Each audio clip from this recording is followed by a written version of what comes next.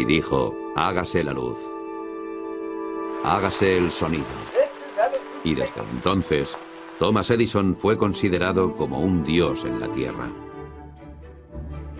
En las imágenes del documental, Edison aparece como un hombre mayor, frágil y sordo. Sin embargo, fue el hombre más destacado y brillante de su generación. Ideó ingenios y aparatos que nadie antes hubiera soñado posibles.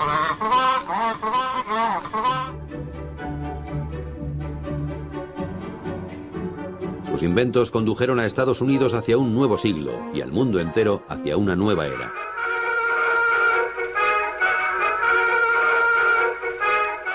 Y en cierto modo, Thomas Alva Edison tuvo suerte.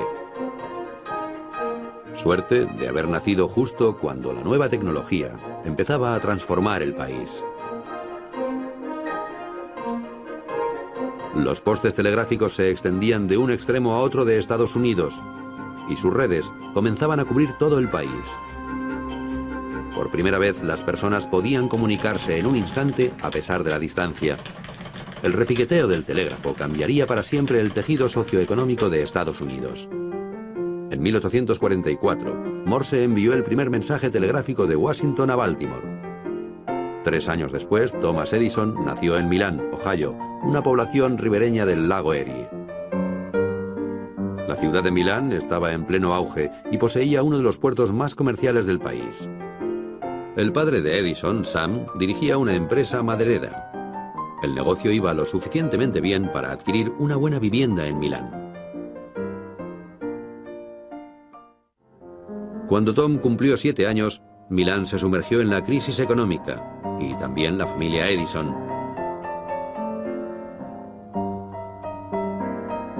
La familia se mudó a Port Huron, en Michigan, una población situada a orillas del río Santa Clara. Sam Edison desarrolló varios proyectos para ganar dinero. Construyó incluso una torre de 3 metros desde la que se podía contemplar el paisaje a vista de pájaro por 25 centavos. Por su parte, el joven Tom se aburría constantemente y tenía problemas en sus clases. Según dice la leyenda, una maestra llegó a tacharlo de loco. Así las cosas, su madre, Nancy, que había sido maestra, decidió que ella educaría a su hijo en casa. Además de los libros, a Edison le encantaba el ferrocarril. A veces subía a la cabina del tren con los maquinistas. A los 12 años ya vendía dulces y periódicos en el tren que viajaba diariamente a Detroit. Edison llegó incluso a publicar su propio periódico en el furgón de equipajes. El Weekly Herald recogía tanto el cotilleo local como espacios de humor. La publicación incluía el típico optimismo de Edison. En escasas semanas nuestro periódico será más extenso. La infancia de Edison se convirtió en leyenda gracias a la película El joven Edison, protagonizada por Mickey Rooney.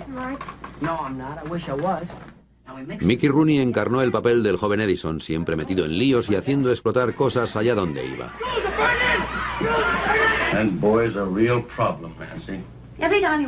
Es difícil diferenciar la realidad de la ficción al hablar de los primeros años de Edison.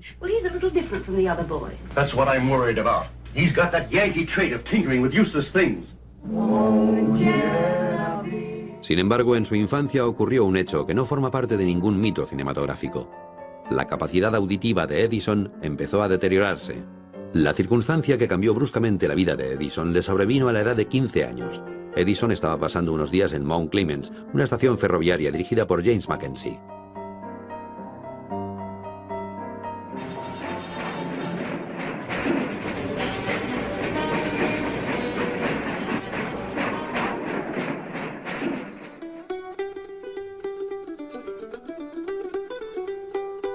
Eternamente agradecido, James Mackenzie enseñó a Edison a manejar el telégrafo y muy pronto Edison encontraría un trabajo en la oficina de telégrafos de Port Huron. En plena adolescencia se convirtió en un operador itinerante siempre en búsqueda de nuevas oportunidades para aprender. Realizó su primera parada en el empalme de Stratford, Canadá. Luego se mudó a Adrian, Michigan, a Fort Wayne, Indiana y a un sinfín de ciudades de la mitad oeste del país. En 1860 era bastante habitual este tipo de desplazamientos. Durante sus viajes, Edison encontraba tiempo para escribir a su familia. Ahora ya no parezco un niño, les decía. Continuó interesándose por todo lo relacionado con la química y la electricidad y experimentaba con el telégrafo. El telégrafo era una auténtica tecnología punta que atraía tanto a la gente como hoy puede atraer la informática. Edison pensó que la electricidad podía mejorar los procesos políticos. Por ello, su primera patente fue para un contador eléctrico de votos. El objetivo era acelerar el proceso de votación en la Asamblea Legislativa, justo lo contrario de lo que deseaban los legisladores. El fracaso comercial de este primer invento solo sirvió para que Edison se dedicara a ello aún con más empeño. Próxima parada, Wall Street, Nueva York. El distrito financiero era una maraña de cables que comunicaba las agencias de bolsa con la bolsa misma. Así, la información se transmitía a gran velocidad. Edison, ya conocido entonces como un as de la mecánica, fue elegido para diseñar teleimpresoras nuevas que transmitieran el precio del oro y de la plata. Además, desarrolló un telégrafo revolucionario con el que se podían enviar 4 mensajes a través de un solo cable.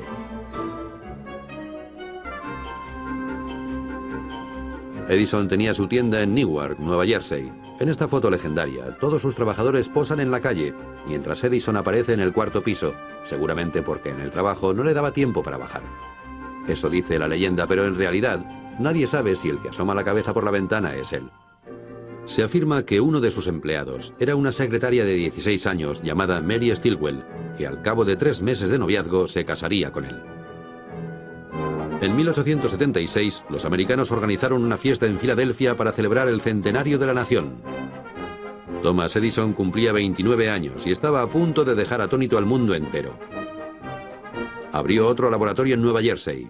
Se trataba de su fábrica de inventos. Se rodeó de los mejores mecánicos y electricistas con un objetivo: lograr una nueva patente cada 6 meses. Gracias al desarrollo del transmisor telefónico, Edison descubrió su invento estrella. Él intuía que una cabeza de aguja vibrante podría hacer hendiduras en un trozo de papel, hendiduras que podrían ser reproducidas a continuación. Edison sustituyó el papel por aluminio y consiguió grabar la voz humana. So by turning the tinfoil flywheel and getting a constant speed, you can shout into this machine.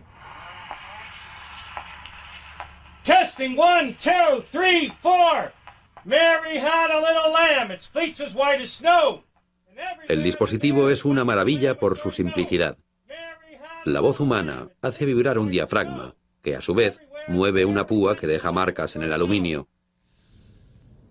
Cuando la máquina vuelve al punto de inicio, las marcas hacen vibrar de nuevo el diafragma, que reproduce el sonido original.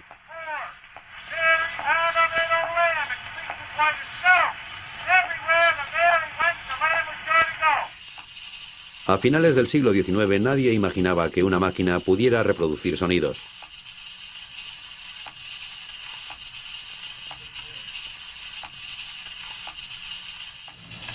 Francis Joule trabajó con Edison como ayudante en el laboratorio. 50 años después rememoraba la reacción social que provocó el fascinante fonógrafo de Edison. La gente se agolpaba en la fábrica para escuchar la máquina parlante. Una simple máquina. Era increíble. Siempre recordaré el día que presentaron el fonógrafo ante la Academia Francesa de Ciencia.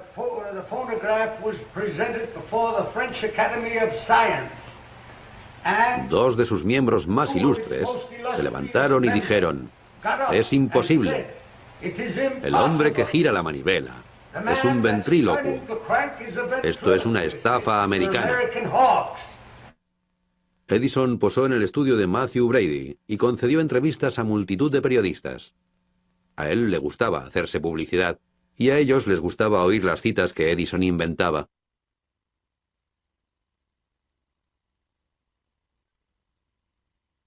La más famosa es la que describía la genialidad que, según él, está compuesta de un 1% de inspiración y de un 99% de transpiración. La siguiente inspiración de Edison consistió en un sistema de iluminación eléctrica. Aunque el mundo no vivía en plena oscuridad en 1878, en las grandes ciudades ya existían enormes farolas que desprendían peligrosas chispas y emitían una luz muy intensa. Muchas casas eran iluminadas con lámparas de gas o de humeante queroseno. Sin embargo, Edison creía en el futuro de la luz eléctrica. Todo el año siguiente, sus colaboradores y él investigaron cómo podía ser la lámpara ideal. Esta fue una de las épocas más felices de Thomas Edison, que compartió con su equipo de confianza en el laboratorio. Les llamaba mis chicos, o mis amigachos, y a él le llamaban el viejo. En algunas ocasiones, cuando se tomaban un descanso por la noche, se sentaban juntos alrededor del órgano situado al fondo del laboratorio. Lo que más hacían era trabajar. Edison solo dormía 4 o 5 horas. El resto del tiempo lo ocupaba en el laboratorio. Al cabo de un año de experimentos, asentaron las bases de la lámpara incandescente. Pero Edison todavía no había encontrado el filamento capaz de emitir luz de forma continua y soportar el paso de los electrones. Lo intentó con el platino y con multitud de materiales. Por fin, en octubre de 1879, Edison probó con una alternativa muy sencilla, un hilo de carbón. Una vez cerrada la bombilla herméticamente, la ponía en el comprobador de luz, o como nosotros lo llamábamos, el guardián de la muerte. La conecté a la corriente. Edison apartó su silla, yo retrocedí un poco y permanecimos observando la bombilla. Aquel día la bombilla aguantó heroicamente. Edison rebosaba satisfacción. Los encargados de todos los departamentos se asomaron para ver esta pequeña maravilla. Edison dio la exclusiva a un periodista amigo suyo del New York Herald, y la reputación del genio más destacado del país se afianzó. Pero la bombilla incandescente fue solo el principio. Edison había prometido iluminar la zona sur de Manhattan, y eso requería un sistema completo de dinamos y cables de transmisión. Edison vivía para su trabajo, pero su familia no. Sus 3 hijos apenas le veían, y su esposa, Mary, padecía continuamente de diversas enfermedades. En 1884, Mary Stilwell Edison murió a la edad de 29 años.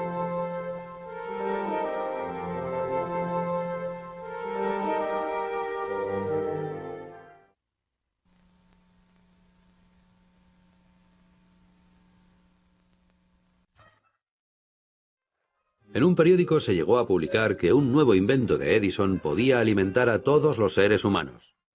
Fue una broma del Día de los Inocentes, pero la gente lo creyó. Gracias a la promoción de Edison se logró vender una medicina capaz de aliviar todo tipo de dolores y afecciones. Y cada vez más los niños recibían el nombre del inventor. Así existía Mark Edison Silverstone de St. Louis y Edison Bulverton de Red Rock, Oklahoma.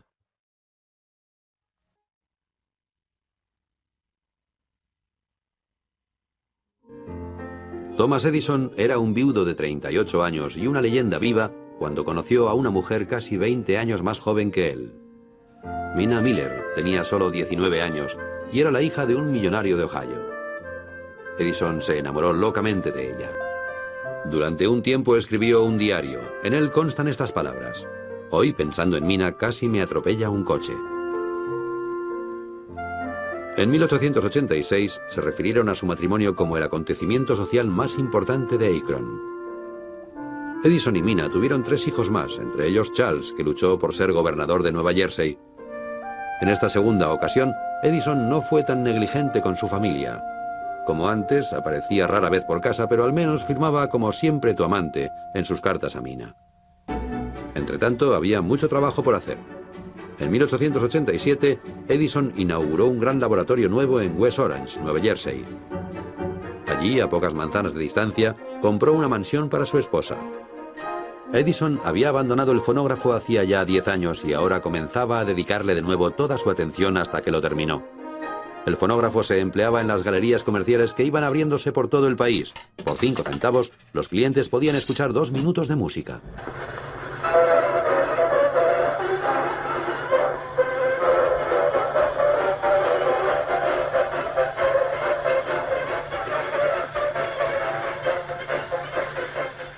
Edison prefirió utilizar cilindros de cera en lugar de discos porque consideraba que el cilindro aportaba una tecnología superior.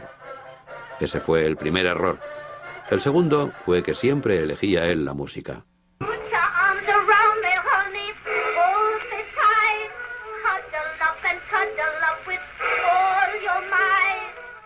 A pesar de su sordera casi absoluta, Edison elegía lo que a él le gustaba y esperaba que a todo el mundo le gustara también.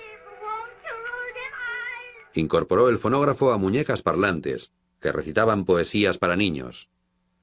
Por ejemplo, Little Jack Horner.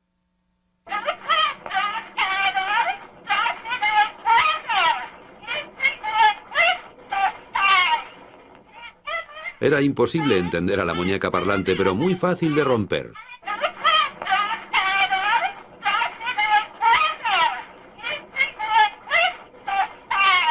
Edison diseñó una cadena de montaje para producir 500 muñecas al día.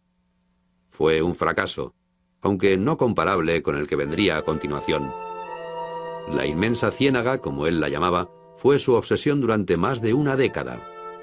Compró unas 8.000 hectáreas de tierra donde yacían depósitos de mineral de hierro.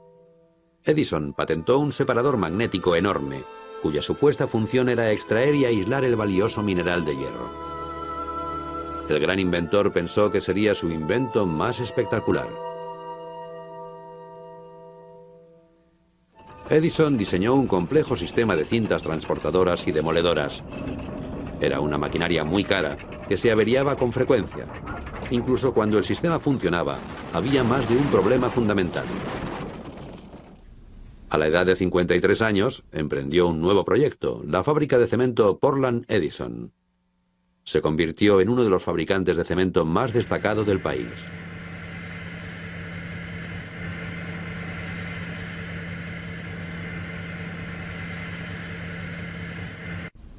Edison también pretendió construir casas en serie. Patentó un sistema para construir una casa de cemento en 6 horas. Se trataba de viviendas dirigidas a las masas obreras. Esta es una de las casas de cemento que Edison construyó en Montclair, Nueva Jersey. Todo lo que hay dentro y fuera de la vivienda está hecho con el cemento de la fábrica de Edison. Edison quería que sus viviendas de cemento tuvieran también una chimenea de cemento, así como un mueble de cemento para el fonógrafo. Construyó unos cuantos modelos, muchos de los cuales siguen en pie hoy en día, pero nunca se lanzó a la construcción en serie. Al comienzo del nuevo siglo, Tom Edison era propietario de un imperio. La fábrica de cemento se fusionó con otros negocios también pujantes, incluyendo la fábrica de baterías y los talleres de fonógrafos.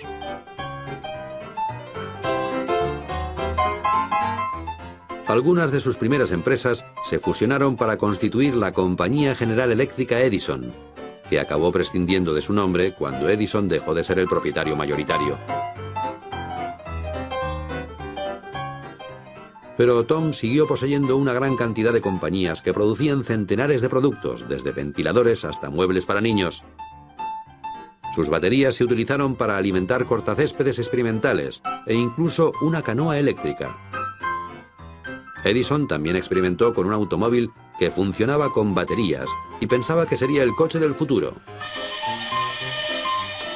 En total, Edison tenía miles de empleados a su cargo y millones de dólares de beneficios.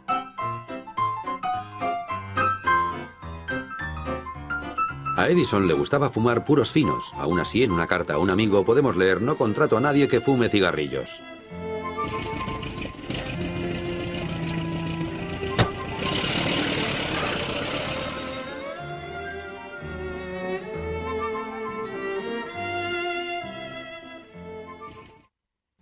A finales de la década de 1880, Edison y los suyos centraron su atención en un aparato nuevo. A Tom le fascinaba el trabajo de Edward Muybridge, un fotógrafo británico que estudiaba a los animales en movimiento. Edison empezó a trabajar en un invento que haría con el ojo lo mismo que el fonógrafo con el oído. El equipo de Edison ideó un cilindro semejante al fonógrafo. Al rotar el cilindro, una serie de fotos pequeñas conseguían una sensación de movimiento. En el aparato, llamado cinetógrafo de espiral, se incluía una banda sonora rudimentaria. Edison se dedicó a la mejora de la cámara cinematográfica. Gran parte de este trabajo corresponde a su ayudante Dixon, que aparece aquí tocando el violín. Todavía ahora se cuestiona el exceso de crédito que se le concede a Edison, pero en la patente aparece el nombre de Thomas Edison y, de hecho, dejó huella en todo el proceso de invención. Había que conseguir que las fotografías, el film y la óptica funcionaran bien. Otra cuestión es mover el film de forma constante, ya sea en una cámara o en un proyector. Y si tenemos en cuenta los primeros documentos, es Edison quien tenía las ideas y los apuntes clave, y quien poseía la experiencia para tratar la parte electromecánica. Edison fabricaba kinetoscopios que funcionaban con monedas. Su intención era ser el propietario de las películas. Así pues, en 1893 creó el primer estudio cinematográfico en las dependencias de su laboratorio de West Orange. El edificio retumbaba. Lo denominamos la Negra María porque estaba cubierto de papel negro por dentro y por fuera. Los primeros temas eran simples. Por ejemplo, un hombre estornudando, una mujer bailando o una pareja besándose. El señor Jim Corbett pagó $50 para boxear en la Negra María. Incluso 2 gatos se pelearon, aunque esto seguramente de forma gratuita. No se puede afirmar si hubo quejas por la violencia de las películas. La gente de todo el país pagaba gustosamente los 5 centavos para ver unos segundos de proyección, y muy pronto el público demandaba películas más largas, películas con argumentos, y que se pudieran ver en el teatro. En 1903, Tom produjo El gran robo en el tren, un western clásico sobre la lucha entre el bien y el mal. También construyó un estudio de $100.000 en el Bronx. Sin embargo, Edison pronto fue sustituido por Griffith y otros pioneros de la industria del cine.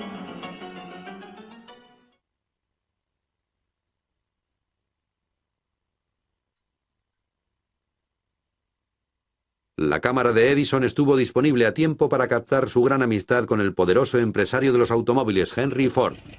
Su relación era similar a la de un padre con su hijo, y Edison era el padre.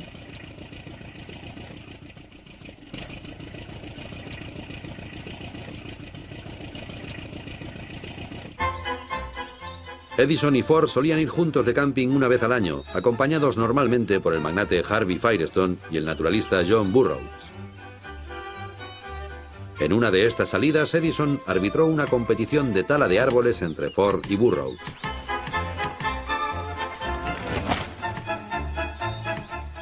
A estas excursiones no les faltaba de nada.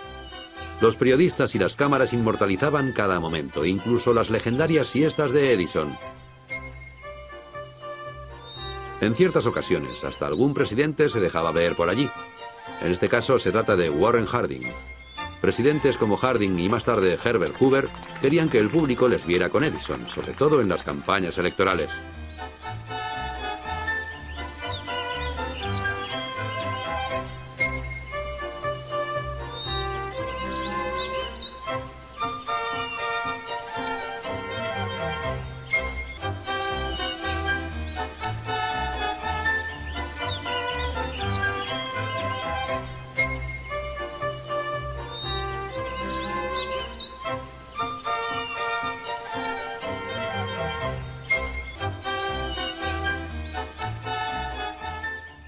Al trío de Ford, Edison y Firestone les gustaba hablar del valor del trabajo.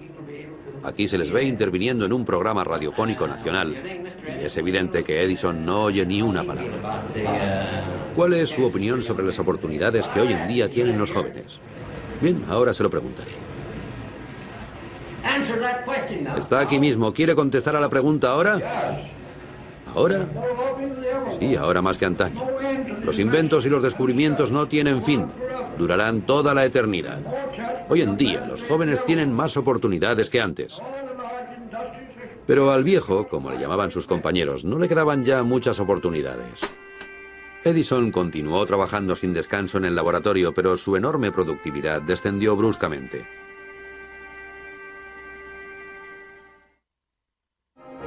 En los años que siguieron a la Primera Guerra Mundial, Edison seguía siendo un símbolo estadounidense y se enfrentaba a una nueva obsesión. Estados Unidos dependía de forma vital de la importación de caucho.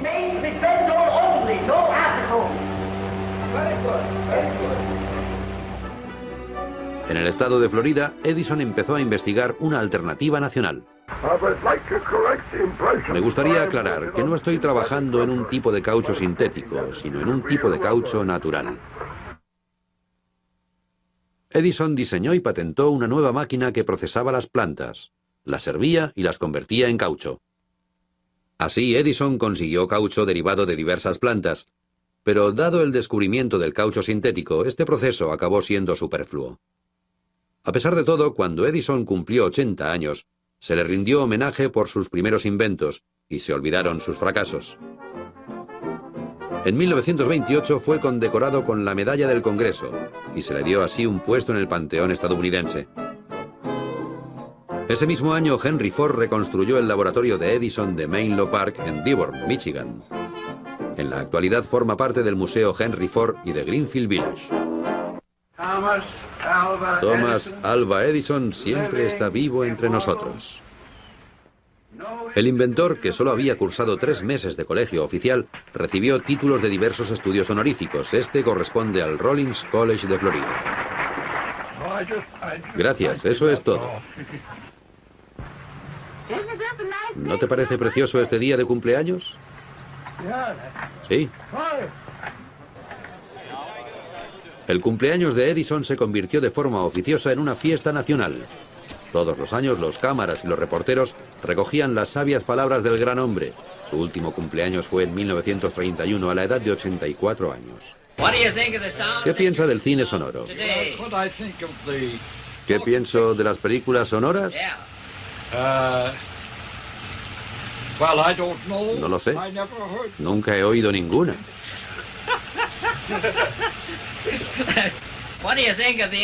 ¿Qué opina de la teoría de Einstein? No puedo opinar porque no puedo entenderla. Antes de fin de año, Tom Edison murió en su casa de West Orange. Edison representaba el espíritu estadounidense y su muerte desató un período de duelo nacional.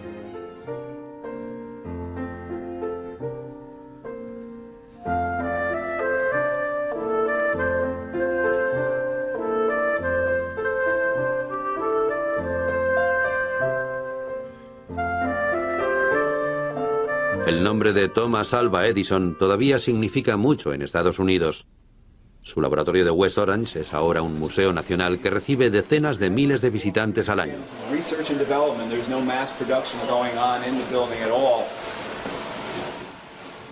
Un equipo de arqueólogos de la Universidad de Oakland, Michigan, ha estado excavando en los restos de la casa donde transcurrió la infancia de Edison en busca de pistas que aclaren su genialidad.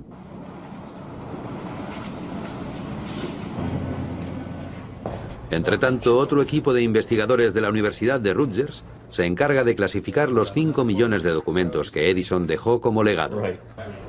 Este proyecto no estará finalizado hasta bien entrado el siglo XXI. A pesar de estos estudios, al igual que Edison no podía entender la teoría de Einstein, tal vez nosotros nunca entenderemos la peculiar brillantez de Edison.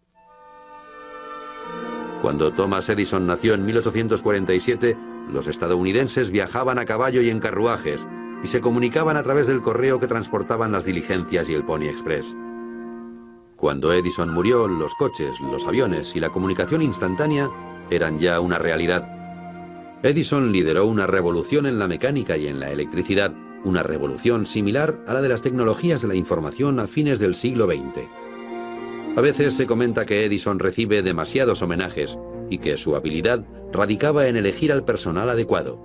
Pero el hecho es que los inventos pertenecen a Edison.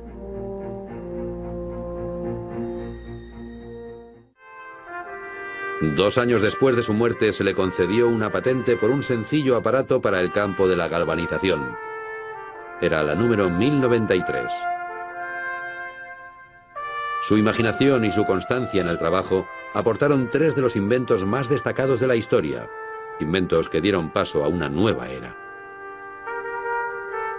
En efecto, contrató a la gente adecuada, pero fue Edison quien proporcionó la inspiración y la transpiración, como él decía.